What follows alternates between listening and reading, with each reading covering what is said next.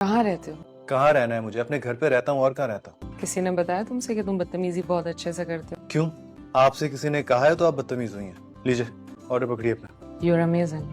Thank you so much. पकड़िए इसको।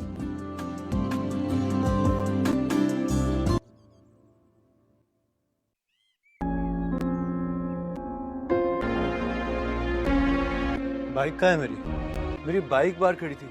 Really? तुम बाइक पर आए थे? ये किस तरह का सवाल है? जाहिर बात है बाइक पे ही आया होऊंगा। तुम तो बाहर खड़े थे, कहाँ है बाइक? साहब मुझे क्या मालूम, मैं रोड पर तो नहीं बैठा ना। कहाँ खड़ी की थी तुमने बाइक? आपके घर आया हूँ तो आपके घर की बाहर खड़ी होगी ना।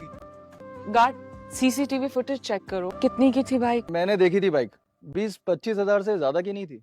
पागल हो गए हो क्या? सलमान, तुम दरवाजा खुलवाओ और ड्राइवर को बुलाओ। तुम चलो मेरे साथ। कहाँ चल? क्या मतलब है कहाँ? चलो मेरे साथ, मैं अकेली नहीं जा सकती। अरे लेकिन जाना कहाँ है? तुम्हारी बाइक ढूंढने। आओ बैठो, चलो।